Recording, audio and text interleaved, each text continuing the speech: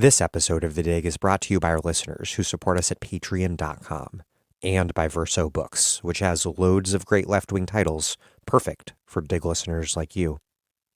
One that you might like is Revolutionary Mathematics, Artificial Intelligence, Statistics, and the Logic of Capitalism by Justin Jacques. Our finances, politics, media, opportunities, information, shopping, and knowledge production are mediated through algorithms and their statistical approaches to knowledge. Increasingly, these methods form the organizational backbone of contemporary capitalism. Revolutionary Mathematics traces this revolution in statistics and probability that has quietly underwritten the explosion of machine learning, big data, and predictive algorithms that now decide many aspects of our lives. This book provides a new and unique perspective on the dangers of allowing artificial intelligence and big data to manage society. It is essential reading for those who want to understand the underlying ideological and philosophical changes that have fueled the rise of algorithms and convinced so many to blindly trust their outputs, reshaping our current political and economic situation. Revolutionary Mathematics by Justin Jacques, out now from Verso Books.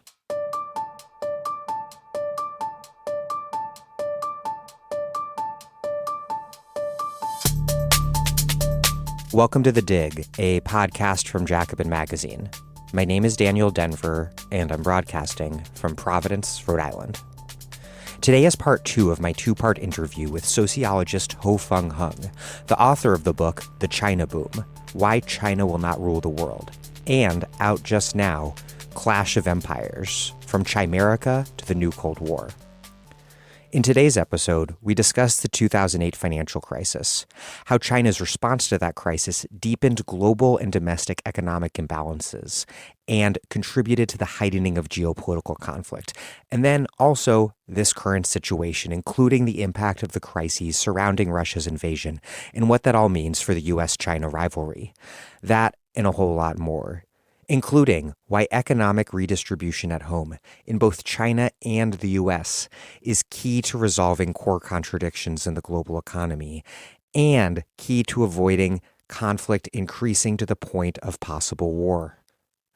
I recommend that you first listen to episode 1 before you listen to this one if you have not done so already.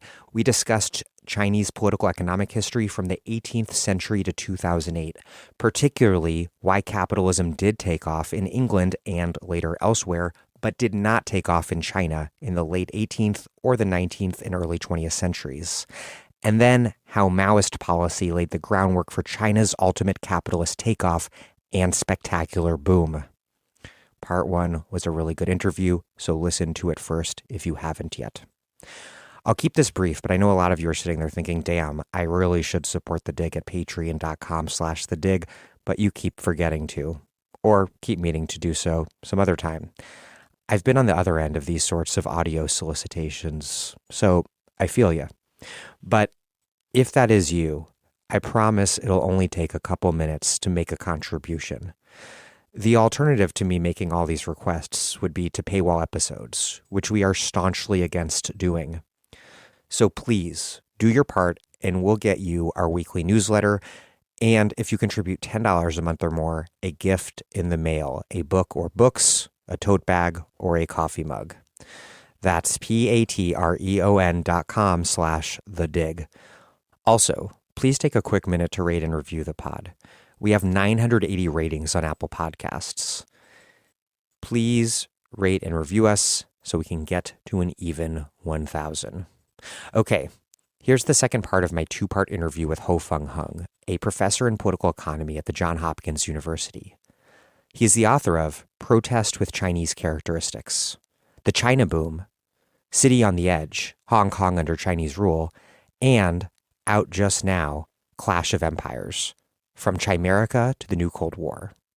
His writings also appear in Catalyst, Jacobin, New Left Review, and Spectre.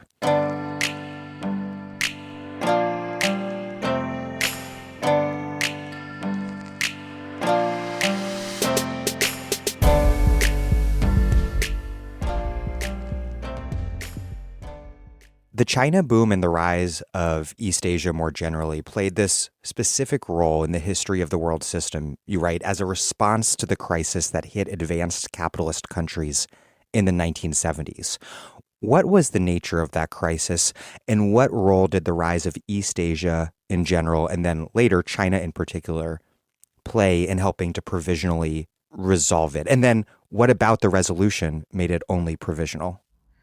Yeah, the 1970s, the advanced capitalist countries, mostly US and also Europe as well, encountered a prolonged crisis, and there are multiple facets of the crisis, but primarily the crisis is rooted at a kind of a falling rate of profits, if you use a Marxian language.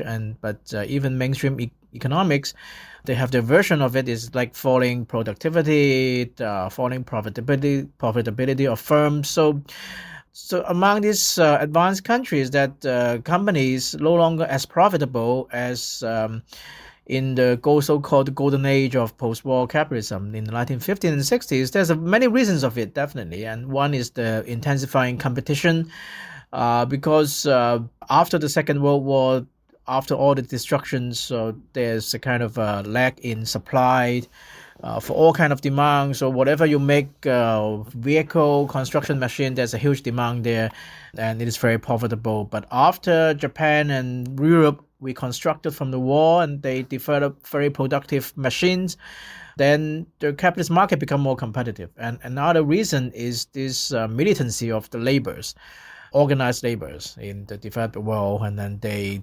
successfully press for higher wage and wage level that grow at least as fast as inflation or sometimes faster than inflation. So this competitiveness of the capitalist system and successful demand or the request for higher wage from the organized labor create a profit squeeze on enterprises in advanced capitalist countries. So they are scrambling to find solution to revive their profits, and they try many different things, and some move to finance instead of production, but some who stay in production discover offshoring or industrial relocation to lower wage countries.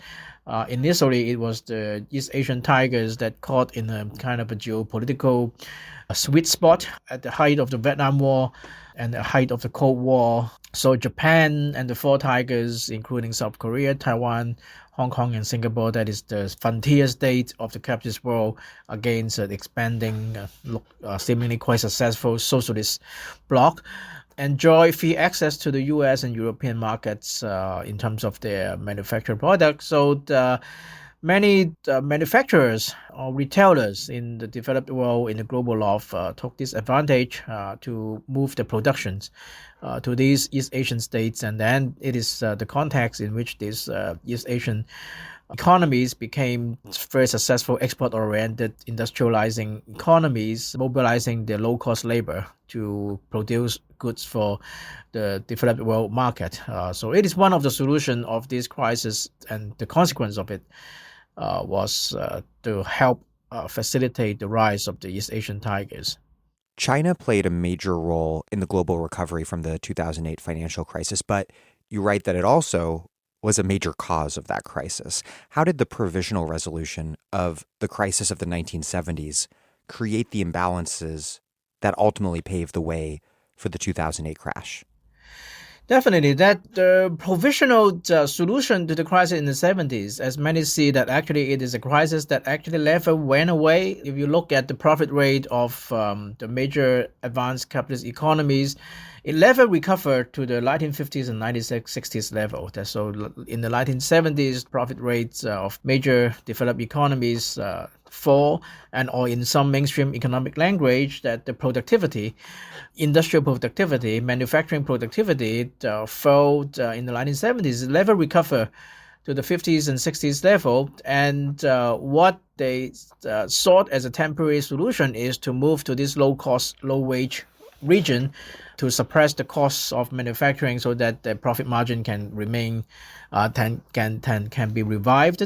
But at the same time, it creates a new source of a longer-term imbalance in the global economy because the original idea of this globalization and opening up of these global South countries, Asian tigers, and China later on, and Southeast Asia, is that they not only became a source of low-cost manufacturers, but the assumption is that they eventually will become a kind of a new frontier of market, new frontier of demands for manufactured products.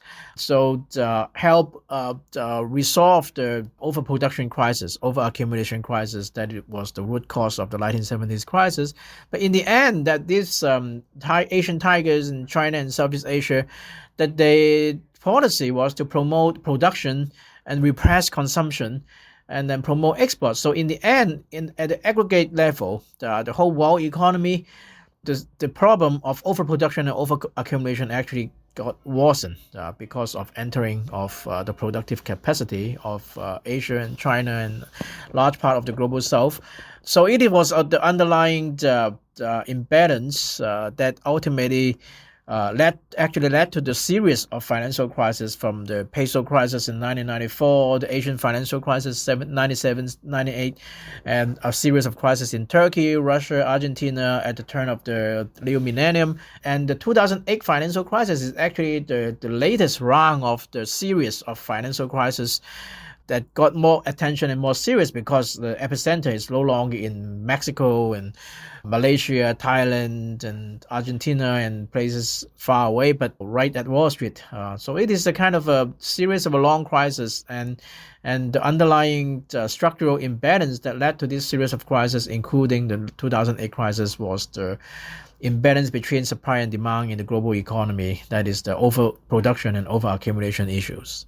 China's response to the 2008 financial crisis had major repercussions for its economy. It was this provisional resolution that exacerbated problems, particularly with regard to this repression of domestic consumption and its related reliance on exports and debt-fueled investment to maintain high growth rates. You write, quote, "When China's export-led boom faltered during the global financial crisis in 2008, the Chinese government responded by unleashing an aggressive stimulus program that successfully fostered a strong economic recovery driven by debt-financed fixed asset investment. The weakening of the export engine and the reckless investment expansion of the state sector financed by state banks during the 2009-10 recovery created a mammoth debt bubble that was no longer matched by the growth in the foreign exchange reserve. Between 2008 and late 2017, outstanding debt in China soared from 148% of GDP to over 250%. The surge of loans during the 2020 COVID-19 pandemic pushed the share to more than 330%. How does the repression of domestic wages and consumption drive or relate to this problem of overinvestment and redundant production capacity and infrastructure? And then how did that all accelerate? Why did that all accelerate after 2008? Yeah, in the end, the fundamental imbalance that led to the crisis is the overproduction and overaccumulation. And right at the beginning of the 2008 global financial crisis, actually there's a policy discussion within China, and some policy advisors of the government and some scholars, they have been talking about this issue of overproduction, overcapacity, excessive capacity as and the debt bubble as an underlying problem that will eventually harm the Chinese economy. So they advocate China responds to the crisis by boosting domestic private household consumption. For example, there's a proposal in which some advocate the government giving consumption voucher to peasants to buy computers, to buy electrical appliances. So it will boost demand when the global demand for the export plummet. So if they had gone on to this path, that would have been very helpful and in resolving the fundamental imbalance of the global economy that helped precipitate the 2008 global financial crisis. But because of the political and institution structure of China didn't favor this kind of proposal, because nobody is institutionally representing the interests of peasant consumers. So this kind of consumption boosting response to the crisis was shut down. And in the end, the response of the Chinese government to the crisis is to open the floodgate of state bank lending to local government and to state enterprises and all kind of investment-oriented enterprises to borrow the money, easy money, from the state bank like crazy to build stuffs. So it is a kind of an alternative investment in infrastructures and new plants, new factories, and new railroad. And then, of course, the high-speed rail is the much talked about example of this response.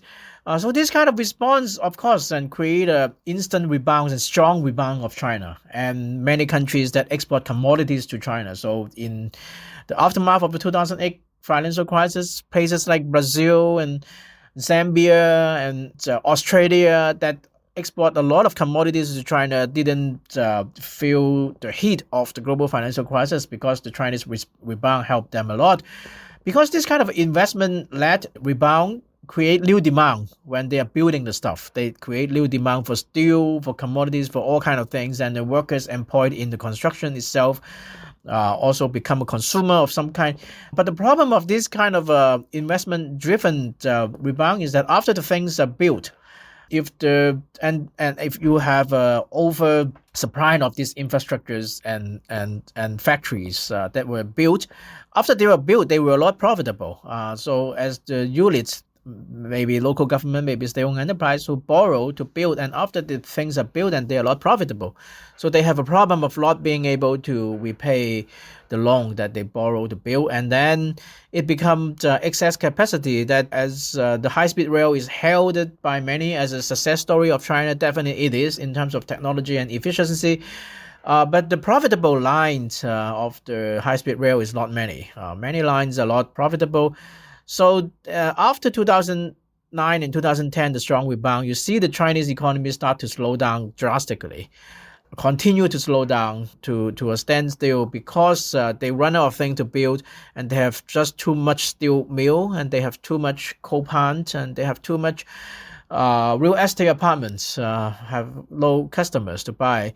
And so the debt accumulated through this kind of investment boom still there, and then again that they become addicted to debt because when they're heavily indebted, they don't want to default, and the government doesn't want them to default on the debt. So the government allow them to borrow again, and to roll over the old debt, to use new loan to cover the old loan, and then the debt just keeps slow balling until recently we have the reckoning in the form of these real estate companies getting the real trouble. So that this kind of a debt addiction is just like drug addiction, that you every time you have a rebound because of the debt filled investment, then you have a temporary boost in the economic activities and GDP, but after that you go to a kind of a stagnation or even contraction in production, and then the government get worried and get a stronger dose of debt to stimulate the economy again, and each time they need a stronger dose of debt, and the effect becomes smaller and smaller, just like an addiction. And now that China is finding it very difficult to come out of this addiction, so it is slowdown and then acceleration of accumulation of debt is the two things that define the Chinese economy and its problem after the 2008 rebound. Yeah, remarkably, in recently, the U.S. growth rate has at times briefly surpassed China's rate, Yes. which is incredible. Yes. And so is China then heading to the very sort of overproduction crisis that when it hit advanced capitalist countries in the 1970s accelerated East Asia's rise in the first place? Are these problems that we're seeing in recent years with the Chinese real estate market leading us to what we've seen in recent days, laying the groundwork for what we've seen in recent days in the wake of the Russian invasion and with renewed anti-COVID lockdowns in key export production regions, along, of course, with this massive outbreak in Hong Kong, led us to what has now become serious financial turmoil in the Chinese markets that could become a full-blown crisis? Where are things heading now? The nature of the Chinese crisis is more comparable to the long brewing slowdown and crisis in Japan since the 1990s, more than the Asian financial crisis in 97, 98. And people talking about China is heading toward crisis, and this crisis imaginary always dictated by this sudden spectacular explosion of the system, like the 2008 in Wall Street and the Euro crisis in 2008, 2009, and the Asian financial crisis 97, 98. But China, I don't think China can easily go into this kind of sudden spectacular explosion of or collapse of the financial market. And China is close to that in 2015. Ironically, the same time when the China boom was out, 2015, China has a massive devaluation and the collapse of the stock market and a capital flight, actually. But the Chinese Communist Party still have a strong hand in controlling the financial system. They just stop it. Basically, we adopt a lot of draconian measure to just stop people from taking money out of China, and then to shut down the trading of some companies that is falling too much, and then send the work team from the Communist Party to the stock exchange to oversee the operation. So they use this administrative mean to prevent it from becoming financial collapse, but it was close. But even without that, China won't get close to this 1997 Asian financial crisis because, for one thing, even though Chinese foreign exchange reserve has stopped growing as fast as it used to be in the 2000s, but it stopped growing. But the local currency supply and debt is still growing. So there's a capital flight pressure, but it still have a substantial amount of foreign exchange reserve. So it won't have a kind of a currency explosion or financial market explosion like in Mexico in 1994 and Asia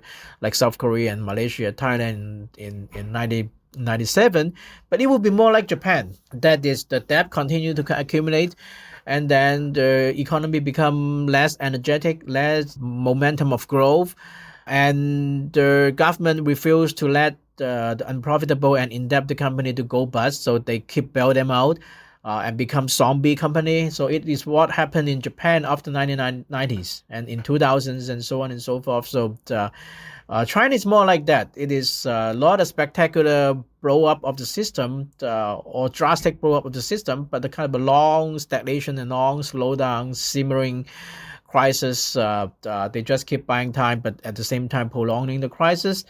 And to some extent, this is a more difficult crisis to deal with because you have a path dependence. You don't want to take the cost of drastic adjustment, and then you just delay the problem without resolution. And in such cases of spectacular blow up of the system, like 2008 in US and 1997 in South Korea and Malaysia, and this spectacular explosion lead to drastic readjustments. Of course, the neoliberal kind of adjustment in many cases, in which actually that they rebound as fast as they collapse.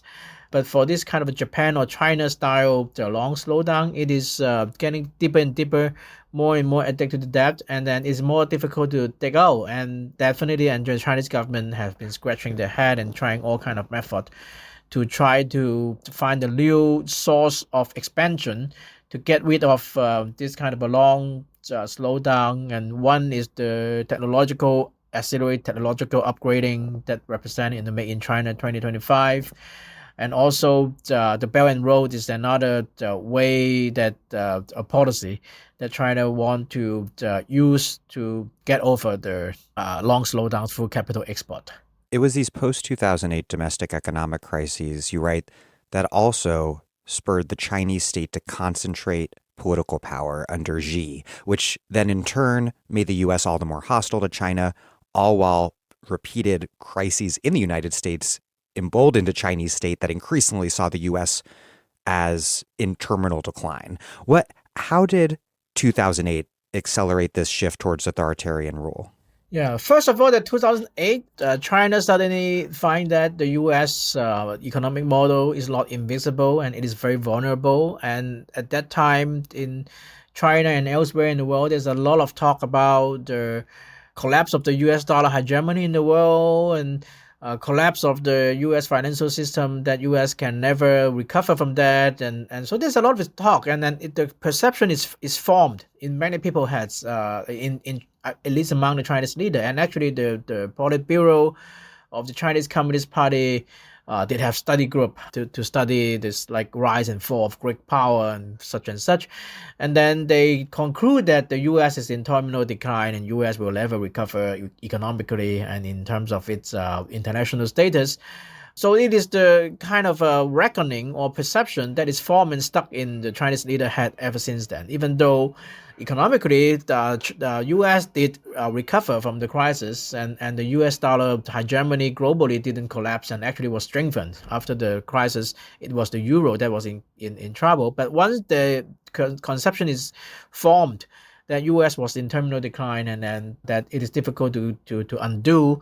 So it is still in the perception of the Chinese leader, particularly Xi, who think that U.S. is substantially weakened since 2008. It is China's chance to take on the U.S. and China can afford to be more aggressive.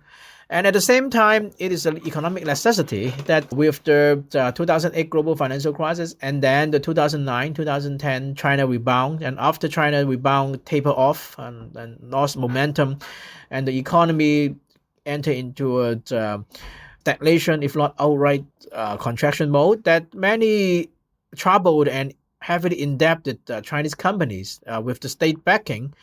So their strategy of survival is, of course, to eat up the market share of foreign companies in China. Because when the pie is expanding, everybody can expand the slide without jeopardizing one another's share. Then everybody is a win-win situation when the pie is expanding.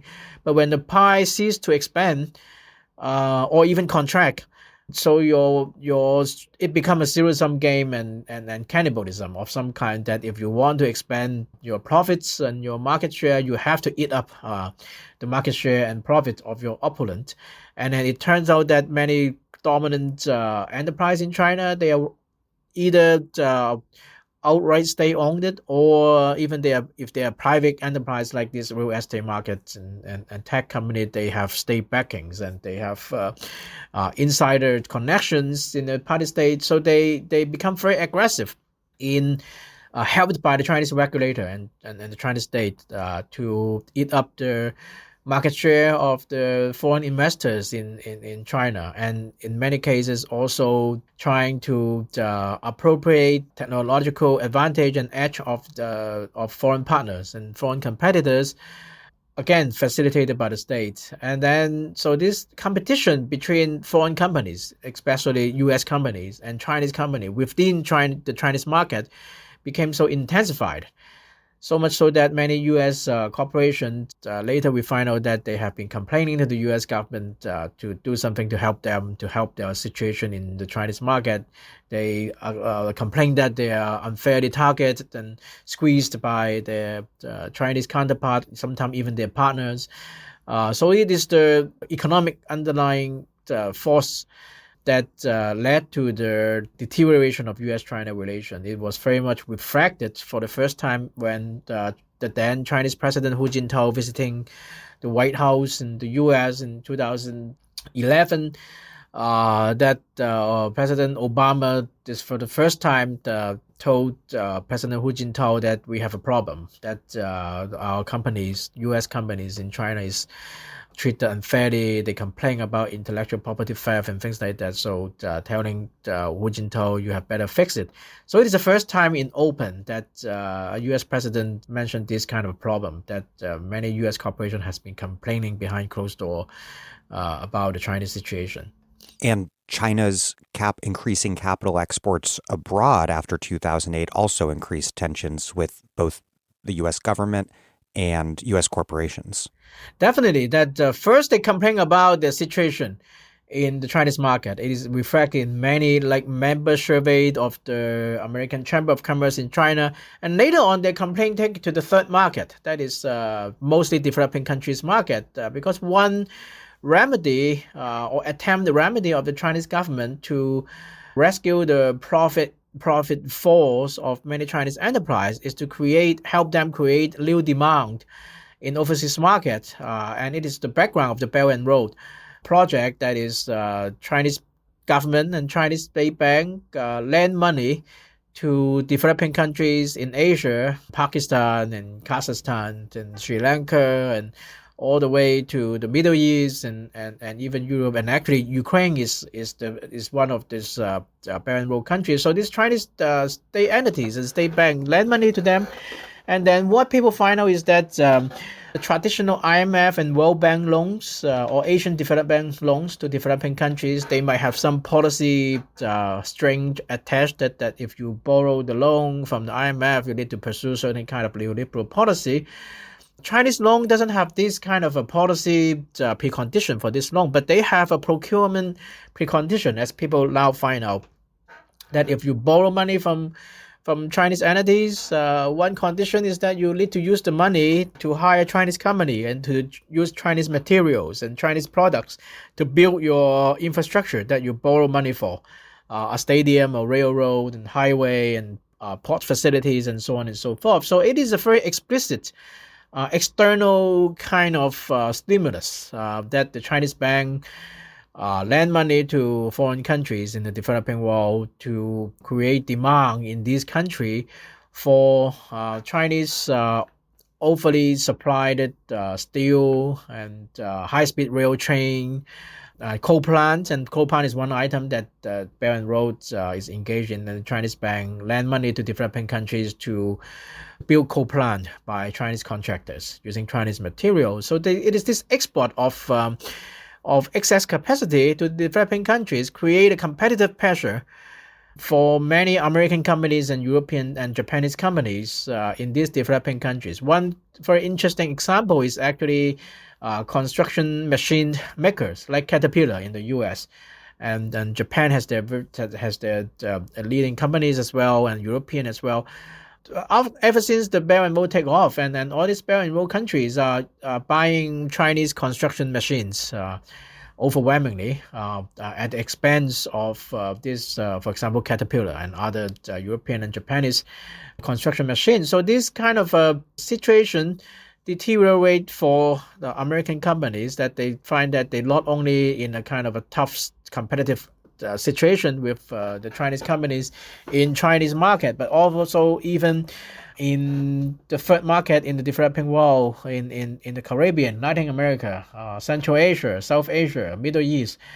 So this kind of, again, the Caterpillar is an interesting example because they are very outspoken and it is well documented openly that at some point and Caterpillar even lobbied the Obama administration to do more aggressively to strike free trade agreements with the developing countries in the Central Latin America, explicitly saying that because without this free trade agreement, we are losing out to our competitor from Asia, particularly China. So the U.S. need to help us in this market. So this is trigger kind of a very intense or intensifying intercapitalist competition between U.S. corporation and Chinese corporation that totally changed the dynamics of underlying U.S.-China relation.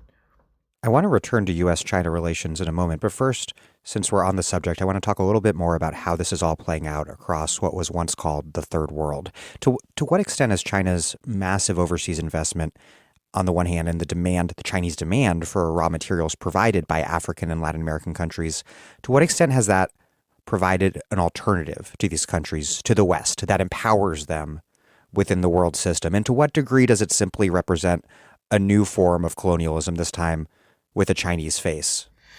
Actually, it is a very complicated question with no simple answer, because as the literature find out that in the developing countries, that this kind of a resource extraction from a more developed countries or investment from a more developed countries, it is not a kind of a simply yes and no in terms of whether it will impede the development of the local economy and become a colonial situation. It depends on whether the developing country concerned is reliant on one or multiple external investors or extractors.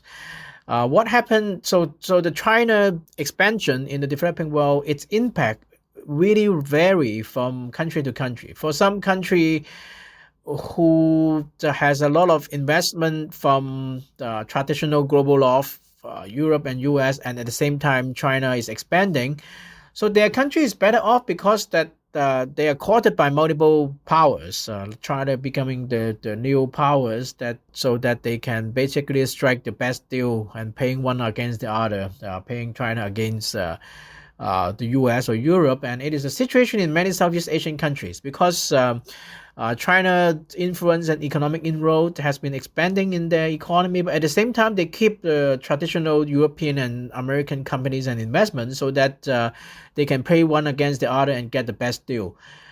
So it's just like the Cold War, that when you're caught by both the Soviet Union and the US, that you can always get the best deal, pay one against the other. But if you are totally dependent on one side, then it is the problem that, like many developing countries that rely totally on, for example, the British or American investment, so they were very exploitative.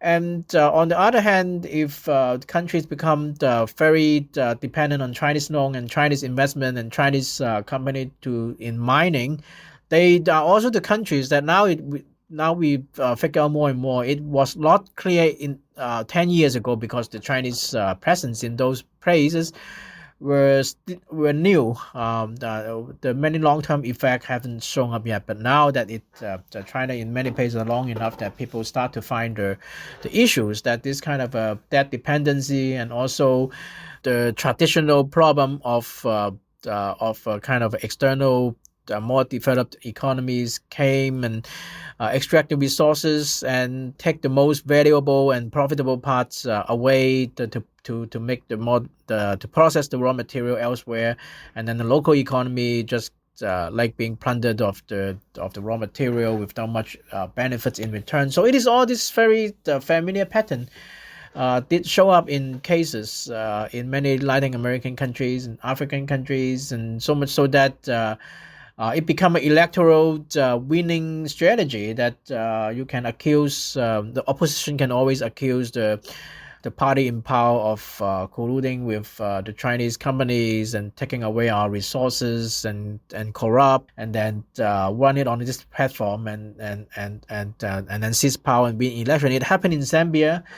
It happened back and forth in Sri Lanka, in Malaysia, and also more recently in Peru. In the election, the left-wing candidates basically want to renegotiate the mining rights of the copper mines with foreign company, which is now a large part of it is Chinese companies, and so it is a very China is not particularly inventive in creating this kind of neo-colonial situation.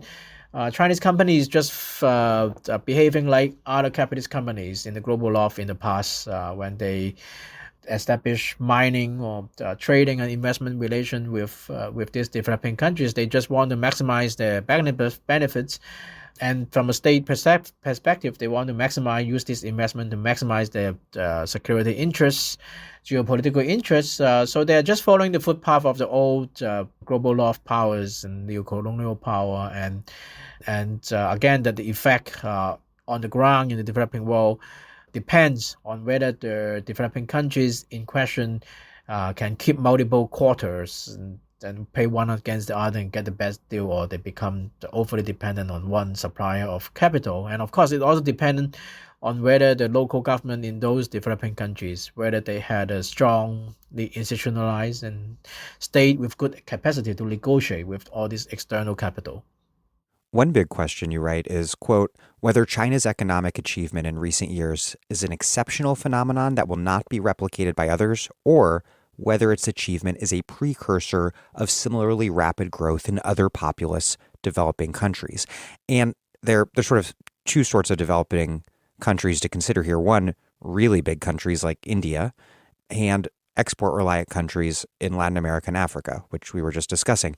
It seems to me that since China is not transforming the world system and flattening its hierarchies, but instead is intensifying these peripheral countries' reliance on primary good exports, that makes any sort of developmentalist strategy to move up the value chain by copying China impossible for other countries. That is a tricky question because the Chinese model is that to pursue export-oriented industrialization. As I just said, that this kind of model benefit Chinese GDP growth, but at the same time, China is following the old Four Tigers model in which they incentivize production and export, but repress domestic consumption. So in the end, the whole world imbalance between supply and demand and the problem of overproduction actually got worsened with entering of China. So after China rose up as a big supplier of products, all kind of manufactured products. The problem of the lack of demand for the manufactured products, not the absolute lack, but the relative lack relative to the production capacity, wasn't. So it become more and more difficult for other smaller countries, bigger countries to follow China footpath because just not enough effective demand for continuous expansion of the export production machine. So in some way, that it creates difficulties for many developing countries. For example, in Latin America, there's already a discussion in Mexico, in Brazil, that they tries very hard to industrialize their economy, then turn away from the natural resource extraction to become manufacturers. But the rise of China basically deindustrialized them. So on the one hand, the domestic market was conquered by Chinese manufacturers. So the domestic industrial establishment complaining, and of course that Chinese products also conquered a lot of world market in some from cell phone to car and many other things. So they find it much less easy to export their manufactured products. So many late industrializing countries, because of the rise of China, became much more difficult to industrialize. And some of them, they call it deindustrialize. And for example, in Brazil, there's discussion that whether the country, because of the rise of China, which has a lot of demand for the natural resources and raw materials, but at the same time putting pressure on the industrial establishment. So they became deindustrialize and go back to raw material commodity export. Thanks to China's rise. So this China's rise is contradictory. It helped raw material exporters like in the aftermath of the 2008 global financial crisis, but it make aspiring industrial powers find it's much more difficult. So in the end, the rise of gigantic China itself creates more difficulty for other countries to exactly replicate China model. And it's worth pointing out here that the China demand-fueled commodity boom was not a sustainable one for commodity exporters, which became a big problem for the pink tide governments in Latin America. As you write, quote, when China's construction boom fizzled out after 2010, its demand for commodities fell, and many commodity exporters, buoyed by the China boom, experienced a slowdown or even recession. The economic crises in Brazil and Venezuela in the 2010s are cases in point. Yeah, exactly. So after 2010s, when the China slowed down and the construction boom ended, demand for global commodity markets also contracted, and it was one of the origins of the trouble of many pink tide governments that ride on the commodity boom, and including Russia's economic crisis that deepening because of the falling commodity price in the 2010s. So much so that the BRICS, the Brazil, Russia, India, China, later they add South Africa. The BRIC grouping is still there as a global governing institution, but the origin of the BRICS is that the Goldman Sachs create this kind of investment portfolio to lure their investor to put money in the stock market in those BRICS countries. But actually, they folded the portfolio in the 2010s because the stock market of all these BRICS countries is doing so badly, and their companies are doing so badly, exactly because one big reason is that the end of this China's investment boom created a huge pressure on these commodities exporter. Returning to U.S.-China relations, they have gotten a lot worse since you published The China Boom. The relationship from the 1990s on, it always had tensions and there were always worries about the rise of China, but it really didn't reach the obvious level of full-on rivalry until the early 2010s, when we saw under Obama the 2012 pivot to Asia policy focused on boosting U.S. Navy presence in the South China Sea. We saw the Trans-Pacific Partnership, TPP, that trade agreement which pointedly excluded China. And by the time Biden took office, you write in your new book, quote, the reservations about and even hostility toward China trade became so mainstream in Washington that even the new Biden administration pledged not to withdraw Trump's China tariffs and to continue pursuing a confrontational policy toward China. But I think it's easy, and you see it a lot, people just simply pointing to the political an ideological divide between the two countries, it doesn't explain much, actually, as you write, because, quote, these ideological and political differences did not prevent the United States and China from pursuing economic integration and geopolitical cooperation in the 1990s and 2000s.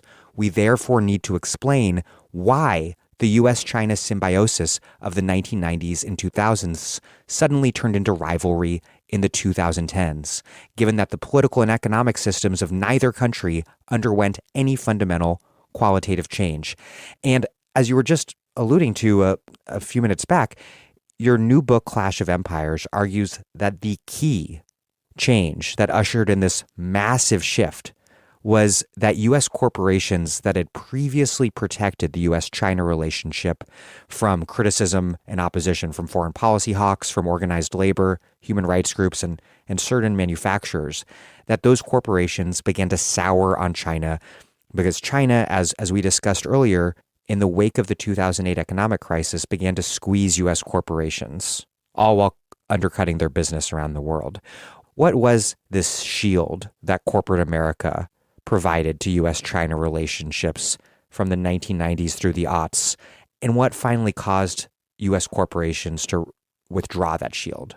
That is very interesting. If we look back to the 1990s, that a lot of this ideological political difference and geopolitical anxiety about China is not new now. That the so-called China threat discourse already expanding in the foreign policy circle and national security circle.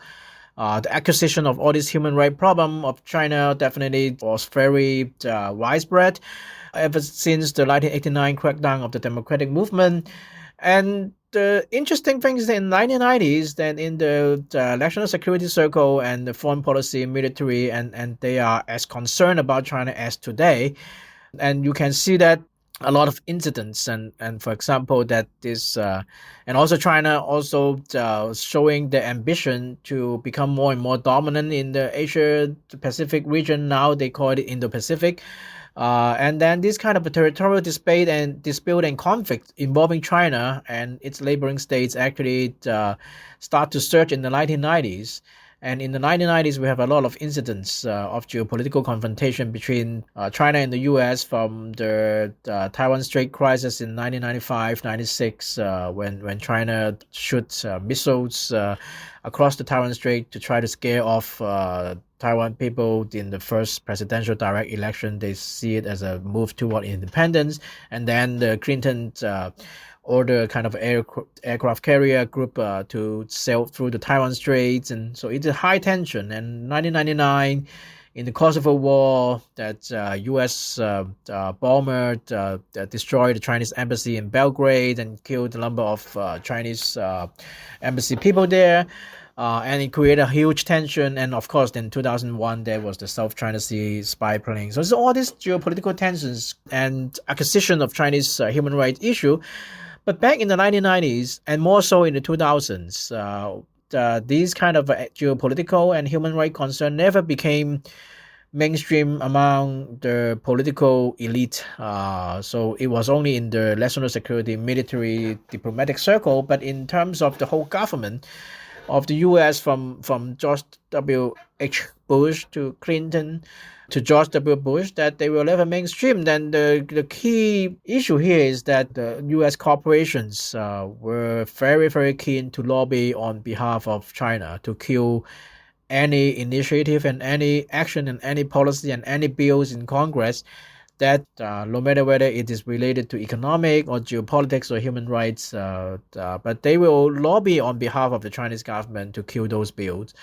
And in return, that they get access to the Chinese market, and then they get Fed contract in a certain protected segments of the Chinese economy. So it is this corporation, and of course Wall Street and telecommunication companies and machine makers and all these kind of companies are becoming a proxy lobbies of the Chinese government to check all these kind of dispute on geopolitical and human rights grounds between China and U.S. So it is the 1990s and 2000s. So the corporate sectors in the U.S. has been kind of a key restrainer to prevent the geopolitical and ideological hostility between the US and China from becoming the mainstream. And you write that in the early 90s, U.S. corporations were essentially paid off by China to become proxy lobbyists for these China trade deals by promising these corporations these big deals in return, and that lobbying effort, it was also so successful because Wall Street was ascendant within the Clinton White House, and that's what led to most favored nation trading status being renewed for China, MFN. That was renewed, which was then followed by permanent normal trade relations, and then, most consequentially, China's accession to the WTO. Yes, exactly. So before China got in the WTO, that the so-called most favored nation, and later they rename it as normal trading relation status with China, between China and US, need to be renewed annually in the US by the White House and Congress. That with this status, then Chinese export can have a low tariff access to US markets. And interestingly, in 1993, when Clinton just came into office, and Clinton laid out a policy to tie this annual renewal of China's goods low tariff access to the US market to human rights conditions. He said that annually, when we renew the China trade status with the U.S., we will also evaluate China human rights progress. If they don't have any progress on key areas, we will raise the tariff on Chinese goods. So it is a policy, official policy in 1993. And what we see is that 1993-94, there's a massive lobbying efforts of U.S. corporation. And at the same time, there's massive lobbying efforts of Chinese government of this corporation to persuade them to help China to get rid of this human rights condition of Chinese goods low tariff access to U.S. market. And in the end, it was successful. And in 1994, Clinton has a 180-degree turn and suddenly declared that from now on, we will no longer take into consideration the human rights condition when we decide whether to renew China most favored nation status to allow Chinese goods to have low tariff access to U.S. market. And in this very dramatic process in 93 and 94, you even see at that time already the head of the newly created National Economic Council, Robert Rubin, who is from Wall Street and later become the Treasury Secretary. He's on the corporate side, and then so he's a key advocate of taking away the human rights condition of China trade.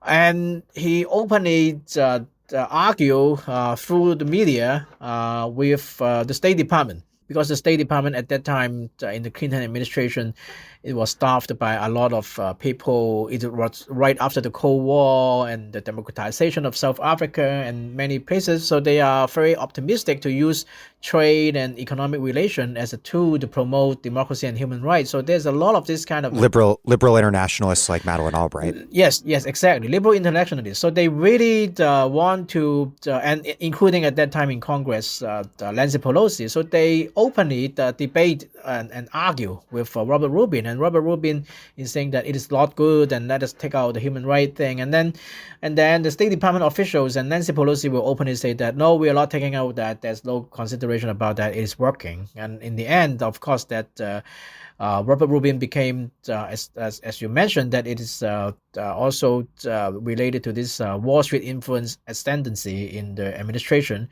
get a bigger voice, and then Clinton eventually listened to the advice of Robert Rubin rather than State Departments and in Congress, and to reverse the policy and take away the human rights consideration in China trade in 94.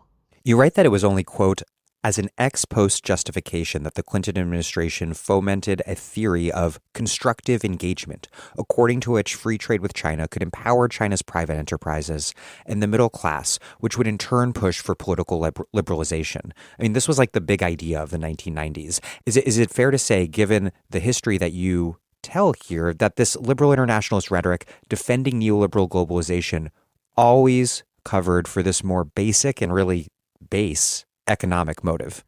Actually, it is a post hoc justification. I find it very fascinating because it paired out to today's discussion or debate about sanctions against, for example, the Uyghur labor legislation that restricted imports from China that use forced labor and things like that. So it is all revival of the debate in the 1990s. And in the 1990s, early 1990s, the liberal intellectualists, as you frame them, that they really think that these sanctions will create incentive, but later, after Wall Street and corporate America won the battle, and then they shift, or the Clinton administration shift to this theory of constructive engagement, that you don't ask questions about human rights, you just do trade with them, and then you will eventually empower the middle class, empower the private enterprise, and this middle class and this private enterprise will eventually do the job of promoting democracy and liberalization, political liberalization in China. So after they shift because of the corporate intensive lobbying, and then this theory became dominant for a time only, actually, in the 1990s. In the 1990s, even in the China studies literature, among scholars, that people really, there's lots short of people who really believe this theory that will work eventually. But this is already discredited by reality in the early 2000s and late 1990s. And in the China Studies Circle, even that people already find that first, by the late 1990s, they already lose hope about the CCP being liberalizing at all. There's a lot of crackdown of labor unrest and the religious sects and Tibet and all other kind of issues. By the late 1990s, it already very sure for many people that the Communist Party is not going to loosening up. And in early 2000s, even it led to a slew literature in China studies, actually in political sciences, this to explain China's authoritarian resilience. So there's this literature in the 1990s and this study in the 1990s to ask when and why and how China will eventually liberalize if not collapse like the Soviet Union in the 1990s, gave way to the discussion and among foreign policy circle and among scholars in China hands in the early 2000s is that why the Chinese authoritarian system actually became so resilient and actually strengthening despite economic liberalization. And there's research after research showing that the middle class and the private entrepreneur in China is not interested in liberalization and democratization. So they are as supportive of the authoritarian communist state as ever. So this in the early 2000s, that this kind of engagement theory actually died in silence. That it became very ridiculous to continue to suggest that continuous trade and economic engagement will promote liberalization and opening up in China. But they continue to do the trade and investment, don't ask human right anyway. So it showed that this kind of engagement theory is really just a kind of a very thin view of justifying corporate interests. I'm Astrid Taylor, and you're listening to The Dig with Daniel Denvir, a podcast for people who want to deeply understand the world and organize to change it. That's why you should support the show at patreon.com/thedig. This episode of The Dig is brought to you by our listeners who support us at patreon.com and by Haymarket Books, which has loads of great left-wing titles, perfect for Dig listeners like you. One that you might like is Coup, A Story of Violence and Resistance in Bolivia by Linda Farthing and Thomas Becker. In 3 dramatic weeks in October and November 2019, the 14 years of progressive change that Evo Morales' Pink Tide government had worked to implement in Bolivia and beyond came to a screeching halt. Coup offers an indispensable account of the conditions that led to the 2019 coup in Bolivia and details its repressive aftermath, narrating a year of upheaval in Bolivia and providing a critical analysis of the MAS government that preceded it, as well as the MAS return to power in 2020. As Luiz Inácio Lula da Silva puts it, this book makes a vital contribution to the struggles of the peoples of the Americas to defend themselves against the coups d'etats that anti-democratic elites of the hemisphere have unleashed again, albeit cloaked in new garments. Find Coup at haymarketbooks.org. Coup, A Story of Violence and Resistance in Bolivia by Linda Farthing and Thomas Becker, out now from Haymarket Books. In your book, you argue that the China boom is too firmly enmeshed with the U.S. economy in particular and the U.S. governed world system in general for China to be able to create a rival order. China depends on exports to the U.S., and those exports depend on China buying up U.S. debt so that Americans can spend beyond their means. And also, very importantly, so that the U.S. government can project military power beyond its means. But the incredible sanctions imposed on Russia have revealed that the U.S. is willing to use the power accorded to it by way of dollar hegemony as a extraordinary geopolitical weapon. Could this finally spur China to break with U.S. dollar hegemony, or is it just basically impossible for them to do so, even if they wanted to? Yeah, it is definitely there's an incentive for China to get away from the dependence on the dollar. The China as well as Russia has been well aware that U.S. is willing to use the dependence on the dollar in the global transaction system to pressure them on other geopolitical and policy issues. And China did have the incentive to promote the use of its own currency, the yuan or the renminbi, in international transaction, so that they don't need to use the dollar in transaction, because right now overwhelmingly the transaction between China and other countries are settled in the dollars, and when China buys oil from the Middle East, is settled in dollar. When China exports things to third countries, to Asia or to Africa, the companies charge dollars. And China has been promoting the international use of the yuan, but there's a fundamental contradiction here, is that for currency to become more widely accepted as a form of payment, the currency need to be freely convertible, meaning that whoever get a hold of the currency, they can trade it for other currency easily, or have invest in different things easily.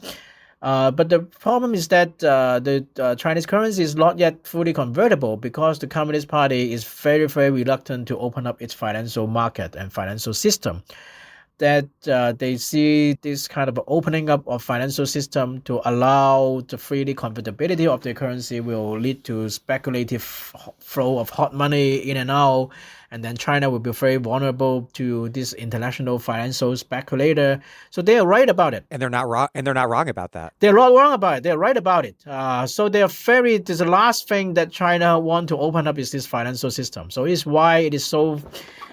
Foreign bank cannot doing the trading of the currencies of China freely, and then if you earn money in China, it is very difficult to take it out, and with a lot of penalty and regulations against it. So far as the currency is not freely convertible, so it is really the kind of a deal breaker for whoever want to settle their trade in the dollar. In the yuan, in the Chinese currency. For example, when during the Chavez government, China is offering loan for oil to Venezuela, and China offered to lend the yuan, the Chinese currency, to Chavez, and Chavez said that if you lend in your own currencies, I'm not taking the loan. I go for traditional borrower lender. In the end, China has to shift to lend the money to the U.S. dollar. So that the Chavez accept the loan, because if with the US dollar in hand, you can use to buy all kind of things from different countries and do all kind of thing and investment and currency trading. But with the renminbi, that basically you cannot use it to do anything other than buying stuff from China. So it is less flexible. So this kind of a fundamental contradiction between the urge to internationalize the yuan, to reduce dependence on the dollar, and the very grave concern of the Communist Party in controlling the financial system so not to make the yuan convertible, make this kind of a plan of using the yuan to replace the dollar very, very difficult. So the happy medium that China has been pursuing so far is to use euro, actually. So as data show that Russia-China trade has been de-dollarized in the last 10 years, ever since the Crimea crisis and Ukraine crisis in 2014. But the data show that they are not shifting to settle their trade in ruble or yuan, but 80% of the trade between US and China and Russia has been settled into euros. And so this kind of a use of euro as a replacement of the dollar is definitely both Russia and China has the assumption that there's a huge wedge between US and Europe.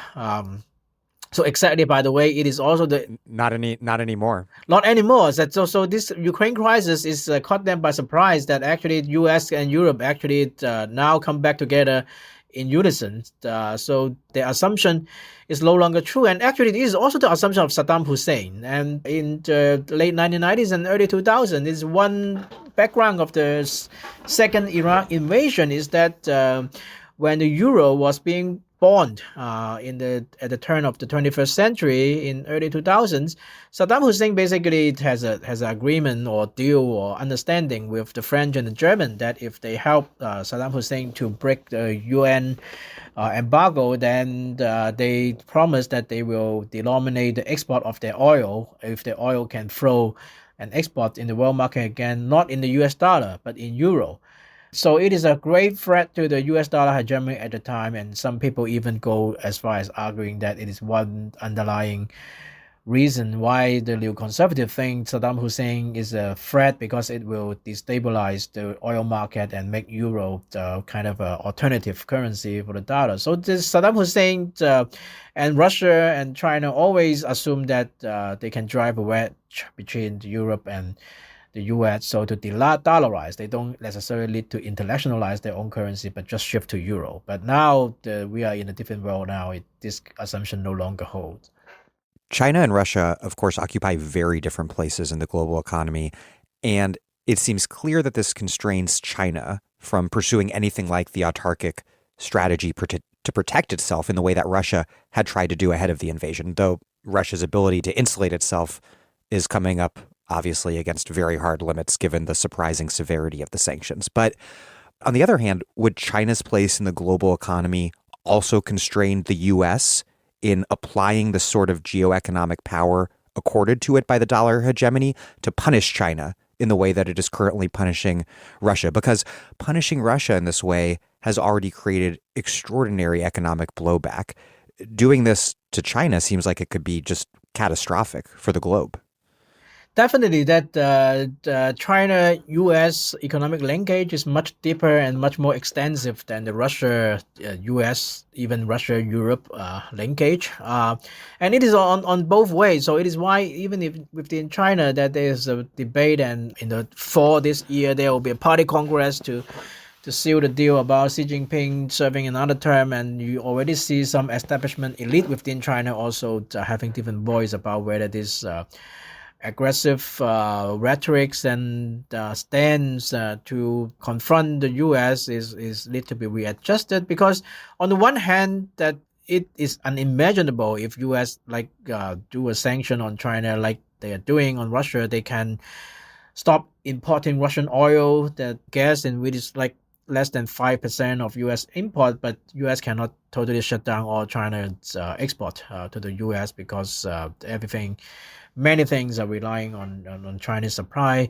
At the same time, China is very much intermeshed and with the global economy, that its export sector is still driving force of the economy. The foreign exchange reserve created is the foundation of the local currency loan that they use to drive the investment and constructions and things like that. So it is a kind of a mutually assured destruction situation that, of course, that the Xi Jinping has been throwing around this concept of internal circulation, that China need to be more emphasizing on the internal circulation rather than just only focus on the external circulation. So it is the language of advocating decoupling, actually. That, of course, in the US, there's a lot of talk about decoupling and at least to reshoring some of the strategic industries back to the US and manufacturing.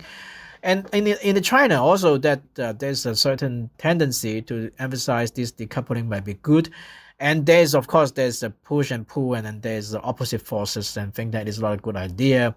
That China, if it really want to decouple from the US, that it will become a kind of a gigantic North Korea. It is very difficult and painful to do, and without hurting a lot of elite interests and popular interests, and then and nobody will be willing to absorb the social and political risk and consequence of doing so. So in both US and China side, there is a countervailing force to track the decoupling, but the competition is real, and then the rivalry is real. It is again that I like always like to point out the parallel and striking parallel. The more I read into it, the more I think it is parallel between Germany and United Kingdoms on the eve of the First World War in the late 19th and early 20th century, that they are increasingly competitive in terms of their business and finance, and they become increasingly rival in terms of their geopolitical posture, but yet they are still very interlinked economically, even socially, that their royalty and their aristocrat intermarry one another.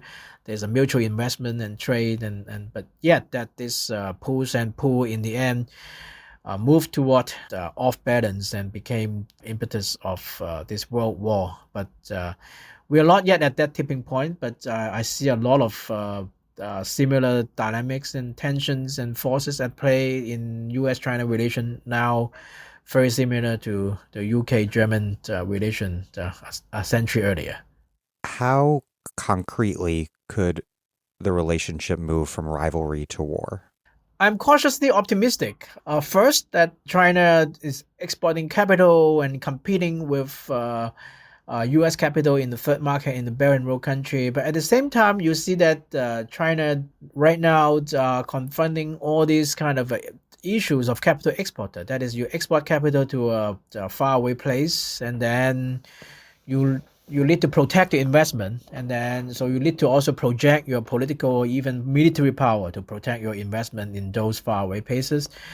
And China is exporting capital. They are facing increasing geopolitical risks, risks of changing government, the risks of bandits and terrorists, and actually, interestingly, in Pakistan and in Africa, there's a security company reports showing that actually the Chinese personnel and Chinese facilities are becoming a number one target of local bandits and local rebel groups and local terrorists. And Eric Prince to the rescue. Yeah, Eric Prince to the rescue. and the China solution now, you can see that China is very restrained in the sense that they don't want to do an outright military political projection. They hire Eric Prince, who is the former owner of the Backwaters, notorious mercenary organization in Iraq war, for working for the U.S. After he got into big trouble with the U.S., now he's in Hong Kong and running a company as a subsidiary company of a Chinese state-owned enterprise to provide security service to Chinese companies and personnel in the Belt and Road countries. So China is using the mercenary solution. So it is an indication that China, unlike earlier imperial power or neo-imperial, neo-colonial power, which is not shy from explicitly exporting military power, China is more cautious in exercising its projection of military power. But of course, there's people point out that there's a sign that China want to have foreign base, foreign the PLA, the People Liberation Army, stationing in foreign ports and like Djibouti, and that all this kind of place. But it is still, in comparison, is still very tiny compared to, for example, Russia. Russia can go all the way to Syria, to paratroopers and bomber and all these foreign interventions. So China, and compared to the 100 years ago Germany, for example, is much less militaristic. Of course, it's militaristic and draconian and don't have a soft hand internally, but externally that they are more shy from employing this militaristic policy and solution. So this kind of geopolitical rivalry between China and the U.S. Relatively is less dangerous than kind of a very militaristic Germany and equally militaristic UK in the early 20th century. So one possibility is that the China-US competition will be restrained And nowadays we have all these multilateral global governing institution from the WTO, WHO, and UN, and all these organizations. So there's a possibility that this geopolitical rivalry will be translated not into direct military confrontation, but into this competition. It can be malicious competition, but less lethal. We already see that over the struggle over the WHO during the pandemic, and also all these kind of committees and Security Council in the UN and WTO, and so it is well possible this geopolitical rivalry can be translated into a more or less lethal way of competition through this organization. But it is maybe my wishful thinking. What about more specifically the conflict and rivalry in Asia? You write that beginning during the 7th through 10th century, during the Tang Dynasty, that this Sinocentric order prevailed across Asia, even though, of course, who was running the Chinese empire changed pretty dramatically over the centuries. But that was briefly challenged by the Japanese empire's attempt to build a Japan-centered Asian order. And then that was replaced after World War II by the US-dominated Cold War order. Is China currently aiming to revive something like that Sinocentric Asian order? And if so, how does U.S. dominance, which is ironically, of course, as we've discussed, financed by China, how does that impact China's regional ambitions, particularly now that the entire West has united against Russia, which puts China in what seems like an incredibly uncomfortable position?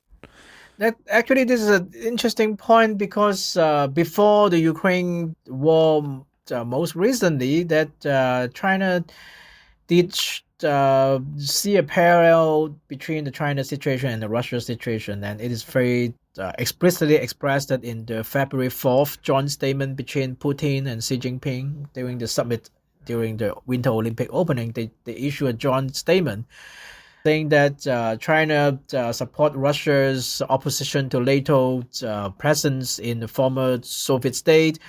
At the same time, Russia also supports China's opposition to the formation of national security or security alliance and arrangement in the Asia Pacific, explicitly the Quad, that is the 4 countries, including the US, Japan, India, and Australia, and of course, and also the AUKUS, the America, UK, and Australia, UK, and US. So it is this security arrangement.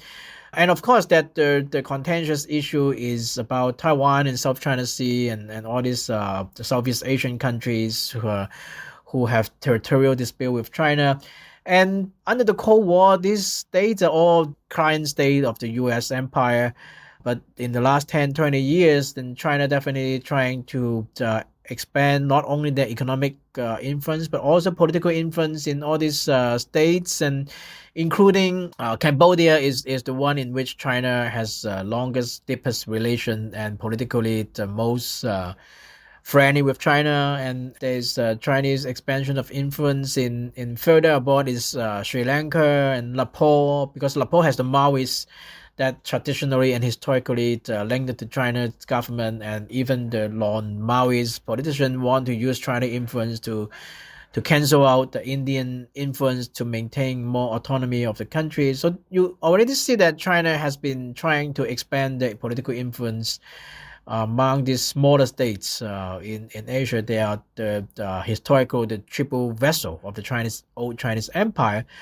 So you already see this coming and emerging, but right now in 21st century, the situation is very different from the early modern times or the Cold War times when this smaller states will accept their status as a kind of a triple state of a bigger states or bigger empires. Now electionism is in the air everywhere, from Ukraine to Taiwan to Malaysia to all these kind of smaller states. They want to be having self-determination and independence, and one way to do it is actually to play these big powers one against the other to maintain a balance. So it is what these kind of smaller states have been doing. Our analysis often dictated by this too much focus on big powers, big empires, the dynamics between empires, without paying enough attention to these smaller states. And it is shown in the Ukraine crisis again that nobody expect Ukraine can have put up a fierce resistance. And even I think Biden, when he offered Zelensky a way out, and I think they assume that it will fall very rapidly. And then the best U.S. can do is to provide refuge with all these people who be going to be in exile. But then the Ukrainian military and nationalist resolution to defend their country is very, very surprised everyone. And the same thing in Asia, that you see this smaller state is very, very conscious. They don't want to be a triple vessel to either China or the U.S. And so they are very developing a very dedicated dance or strategies to balance one against the other and to maximize their sovereignty. And you can see that, like Philippines is a good example. Philippines Duterte became a president as an anti-American populist president and tried to pivot toward China and break the ties or sever the ties with the U.S. in terms of military and trade and everything. But later on, now he's on the way out. He is pivot more back to the U.S. when he feel the heat and the pressure from China over South China Sea and all other kinds of issues. So this smaller state and weaker states and is really we see that this kind of a nationalist determination to have self-determination and defend the sovereignty is really driving the geopolitics more than the dynamics and the preference and the resolution of the big empires. And again, that what you can tell that the situation will be very different if the Ukraine people and the army is not putting up a fight and surrender and Ukraine fall rapidly. And we are not going to talk about a lot of this implication of the Ukraine crisis to Asia now. Now, Xi Jinping definitely is watching it carefully. And this, we really need to pay more attention to this agency of these smaller states that is squeezed between empires. You argue that the most durable solution to the U.S.-China rivalry and what will be required to prevent conflict is both the U.S. and China engaging in massive economic redistribution at home. Why? Yes, definitely. For the part of the China, definitely that one source of conflict is this kind of Chinese companies, private, well, politically connected as their own company. They have the problem of profitability, falling profits, and overcapacity, excessive capacity, so that they lead to survive and revive the profit by squeezing other corporations and in the home market or in overseas market. So it is not inevitable. It is not a necessity or inevitable that they have to do it if the Chinese government, for example, in 2008 picked another round of stimulus, that is to stimulus domestic demand, so that the demand will expand again. If the demand mass market expand again, then the pie will grow again, and then companies don't need to squeeze one another, don't need to squeeze foreign company to grow and revive profit. And then the Chinese company urge to export their capital overseas to look for new spheres of influence and new source of profit will be significantly reduced, and then the conflict and competition between companies from different countries will be reduced. So this kind of a route of reviving the economy and reviving profitability through a more Keynesian lower income boosting strategy is one solution to reduce conflict. And the same on the side of the U.S. Again, that U.S., as in many other developed countries, they have this urge to export capital to China, to other places, to the developing world, and so that they are in the situation of competing with Chinese corporation, competing in Chinese market, in other markets, is a result, as I said earlier, and in the China of the long crisis in the 1970s of falling profits and falling productivity. And it has something to do with the vast inequality and the lack of effective demand relative to the productive capacity that lead to this American capital urge to export, to compete with Chinese company in the Chinese market and in other developing countries' market. Again, that if there is a significant redistribution going on in the U.S., and then this U.S. company can revive the profit at home rather than going out all around the world in China and other developing countries to compete with Chinese companies. And I'm not saying that they won't go out. They still will go out, but the urge and the significance will be lowered. They will be more focused on domestic market. But again, that the domestic market need to be boosted through income redistribution. Ultimate problem in both China and in US is the lack of the growth in household income relative to the GDP. The GDP is growing fast, the household income is growing, but the household income is growing much slower than the GDP and productive capacity. So it's why it's not like in the 50s and 60s. You look at the curve, household income actually grow at the same pace as GDP and productive capacity in the golden age of Keynesianism. But now that no longer. So we are in this kind of situation of perpetual excess capacity, and then capital need to export to find new source of profits around the world and clash with one another and lead to this geopolitical rivalry. Most listeners will be very, very familiar with the obstacles to redistribution here in the US. But what are the obstacles to this in China? And has China already begun to at least try to undertake this sort of shift with Xi's so-called common prosperity agenda that was initiated after that almost full-blown financial crisis back in 2015? The common prosperity slogan need to be taken with a lot of grain of salt because every once in a while since the 1990s that the Chinese leadership did talk about the lead of redistribution to create domestic consumption demand so that China can be less reliant on foreign demand and foreign markets and thing. Then they have different slogans in different periods. From developing the West, meaning the West interior in China, which is underdeveloped, to the critique of uncoordinated, imbalanced economy by the Premier Wen Jiabao 10, 20 years ago. So every once in a while, they have this reckoning about the necessity of redistribution, but every time it becomes only slogan, and nothing has been done, and it in the end has a lot to do with this kind of institutionalized vested interest in the party states that industries and developers, they are institutionally represented in the political system, while peasants or laborers and workers are not sufficiently represented in the system, and they don't have independent organized peasants organizations or labor organizations. So even though at the higher up, they have this good idea about redistribution, but the institution of interest will prevent it from doing it. Just like the talk about reducing coal power capacity. So they are very lowball slogan about it. But again, the vested interest of the coal plant and the province that dependent on coal becomes so strong that it make it very difficult to move away as advertised. And U.S. is the democratic system, but this kind of a vast interest capture of the political process is similar. That even though the Democrats want to transform the economy, greening the economy, but this kind of a coal areas and coal dependent area, West Virginia, whatever, they have a whole. The interest as a whole on the system to make the transition much slower than it should have been.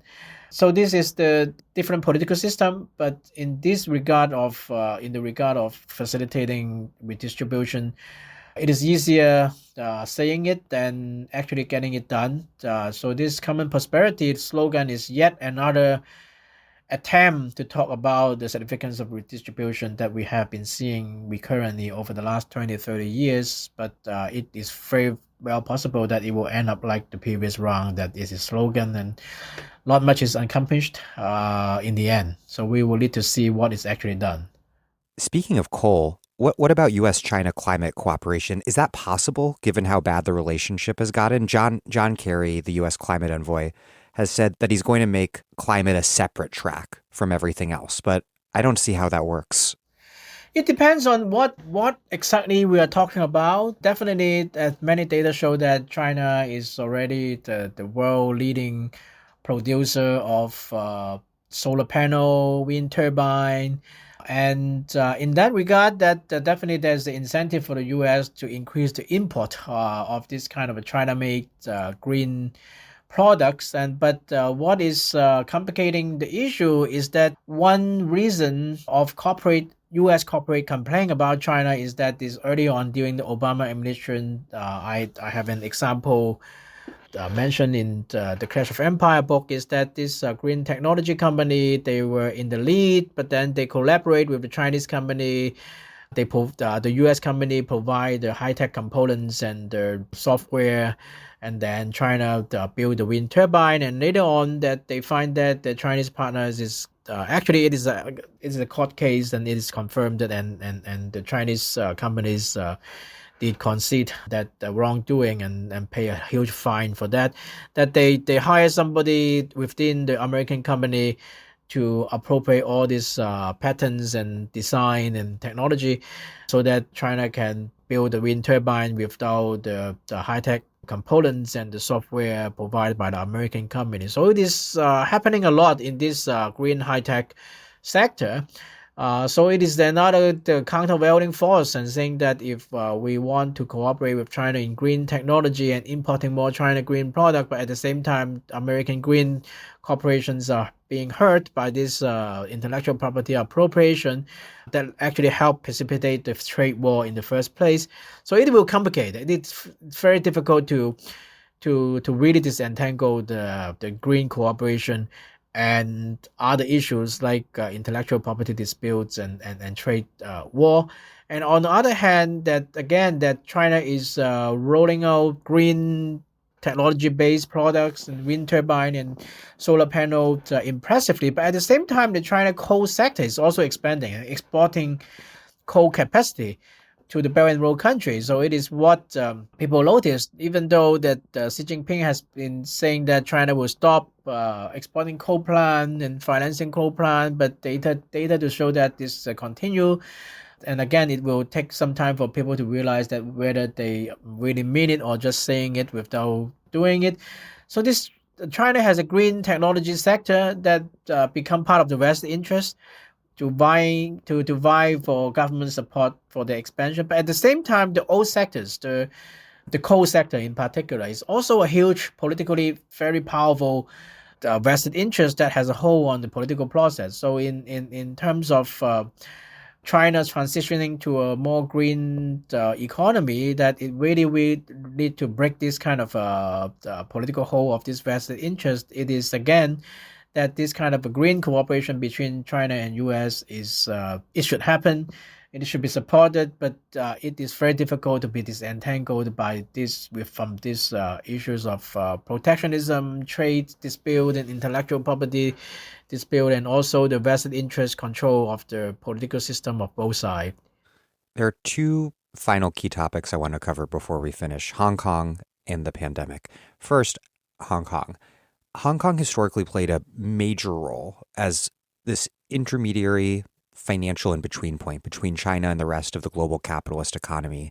And so I think for most casual observers, what's most notable is that there was previously all of this political freedom in Hong Kong, and that those political freedoms have recently been eliminated or severely reduced. But there was also this related but distinct economic dimension to Hong Kong's special status. What has the recent crackdown and extension of Beijing's control over Hong Kong meant for Hong Kong's economic position? And also, as a result, what has it meant for the entire Chinese economy? Sure, that is a big topic that I have to answer in a very condensed way, because I have another book which is 300 pages about this finance, geopolitics, and protests in Hong Kong.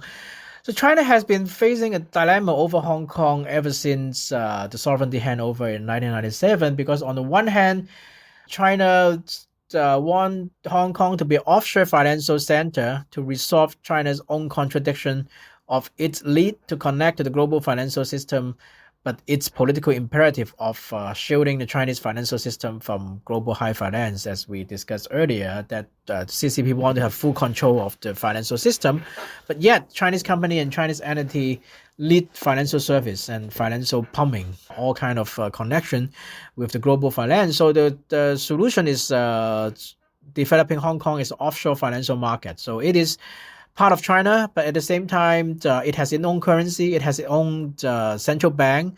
Its government supposedly make financial economic policy on its own without Beijing dictation. And there's a permeable but regulatable and adjustable financial border over capital flow between mainland China and Hong Kong. So this kind of developing Hong Kong is an offshore market seems to resolve China's the contradiction between China's lead to use to connect to the global financial system and its political lead to shield the Chinese financial market from global finance. That Chinese company just go to be listed in Hong Kong stock market and then buy financial product in Hong Kong rather than do it in the mainland China. But to maintain an offshore financial market, you need a separate, internationally recognized legal system, and also free flow of information. This is very important. Facebook and all this social media, Western social media, is banned in China. Google is banned in China.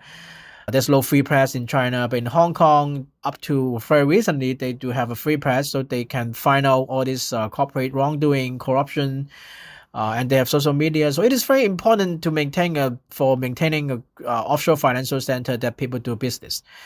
But at the same time, this kind of relative freedom, liberty, rule of law in Hong Kong, necessary for offshore financial market that serve Chinese economy very well, create a space for opposition and political dissidents that trouble China.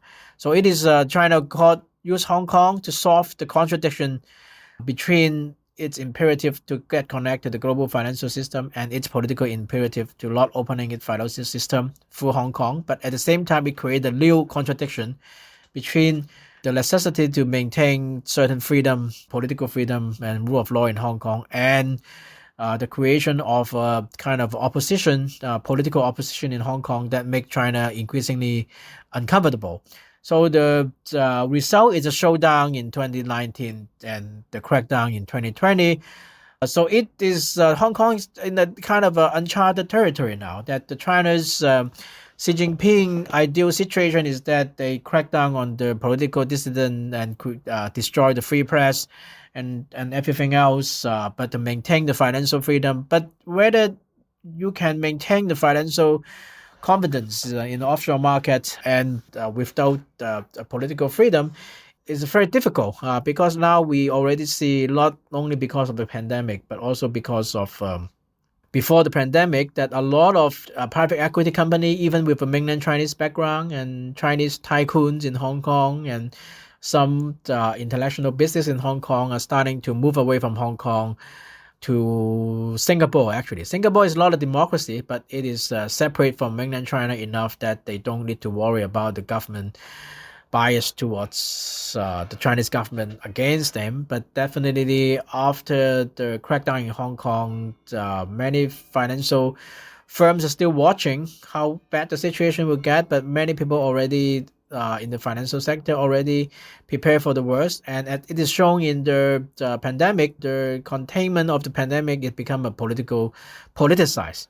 Which method to control the virus become a debate between different camps, and the government accuse some medical doctor and public health expert for too trusting the Western vaccine and the Western principle of living with the virus, and saying that they need to do this kind of a draconian lockdown approach, which is the correct approach, and it shows the superiority of the Chinese system. So everything get politicized, and without the check and balance of a free press, and this kind of lack of freedom not only affect the dissidents, but eventually will affect the other areas of governance, from healthcare, public health to financial regulation. We already see examples of foreign financial analysts disclosing corruption and wrongdoing of powerful Chinese corporations a few years ago were being sanctioned by the Hong Kong authorities. And it turned out that financial analyst, the company that he's disclosing about corruption about is the Evergrande, which is the much troubled Chinese developer now. But a few years ago, that financial analysts get silenced because of criticizing Evergrande. And many people assume that it is politically motivated. So this kind of situation is really worrying a lot of financiers. So many of them are thinking about leaving Hong Kong, not to some place closer to mainland China and the Chinese authority, but somewhere farther away, like Singapore and London. And in that case, that it will be quite collateral damage to the Chinese economy because up to now that China has this offshore financial center within Chinese sovereignty.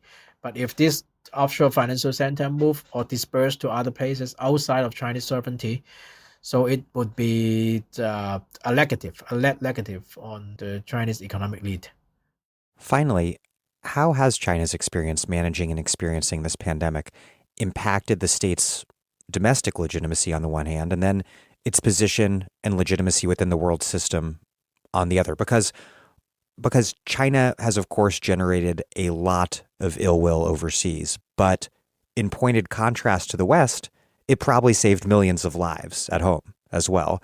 Meanwhile, its trade grew, I think, about 5 times faster than the global average over the past 3 years. But then again, right now, Omicron is ripping through China, where a shockingly large portion of its elderly population is unvaccinated, and we have lockdowns shutting down key export production regions. Yeah, so it is a roller coaster that over the last 2 years, initially when the disease broke out in Wuhan in China, the conversation is about how China cover up led to the creation of this pandemic in the first place, and the people in China unhappy about the cover up, and people in Wuhan is suffering, and the world is looking at China as a kind of authoritarian countries that because of this cover up create a global crisis. And then conversation, of course, shift very rapidly after the virus reached the shore of U.S. and Europe and create the kind of a situation in which the incompetence of the incumbent government is fully exposed. At the same time, China mobilized its very draconian state machinery to do a kind of a lockdown of whole regions, millions of people, and rapidly cut off the chain of transmission of the virus. So in late 2020, late 2020, early 2021, it seems that China became a kind of a successful case to control the virus, and then the Western countries become a failure case, and China boosting the model of controlling the virus definitely. But very soon when the vaccine came into the picture, it become another shift the tire of the conversation because the mRNA vaccines created and invented by Western countries became quite effective, and China is struggling to come up with their own version of mRNA vaccine, and then they created this Sinovac and Sinopharm, which is traditional kind of vaccine, which is less effective, and then in this Omicron wave that we clearly see this kind of a limit of this lockdown approach because it is much more contagious, and the Chinese vaccines is research show that is less effective in shielding or preventing serious illness than the mRNA vaccine. So that now the conversation is that whether China can continue this kind of a draconian lockdown approach. And people already noticed that Xi Jinping himself is shifting the tone, emphasizing a lot to inflict too much economic costs on the economy. And it seems that some people will guess that China is, might be silently and slowly moving away from this draconian lockdown approach.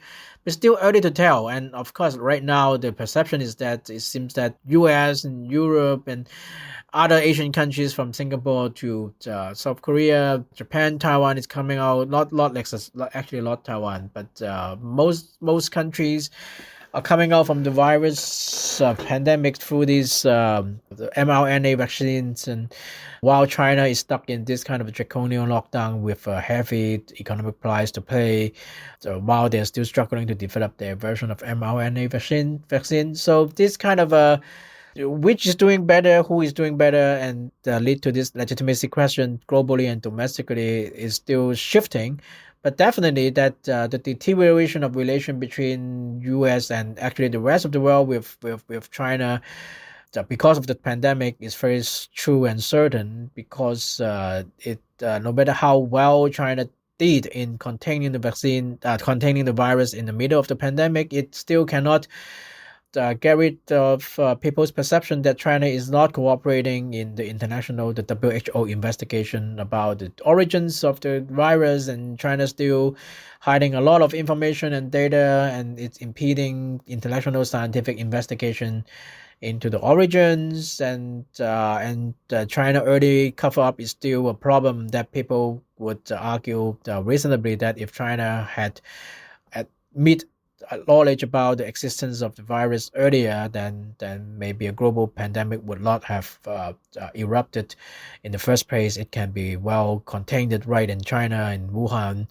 So this kind of a pandemic is going to have a kind of a long lasting impact on the global governance and U.S.-China relation and China relation with the world, to be sure.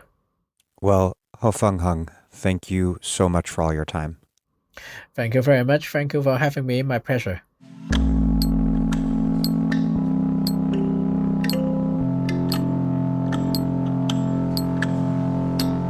That was part 2 of my 2-part interview with Ho-fung Hung, a professor in political economy at the Johns Hopkins University. He is the author of Protest with Chinese Characteristics, The China Boom, City on the Edge, Hong Kong Under Chinese Rule, and out just now, Clash of Empires, From Chimerica to the New Cold War.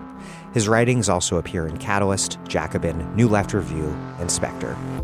Thank you for listening to The Dig from Jacobin Magazine.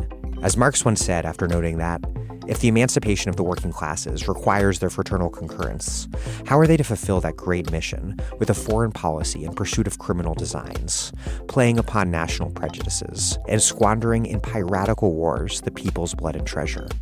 While other podcasts have only interpreted the world in various ways, our point is to change it. We're posting new episodes every week. The Dig was produced by Alex Lewis and recorded at WBRU in Providence. Music by Jeffrey Brodsky. Our communications coordinators are Tamuz Frankel and Gemma Sack.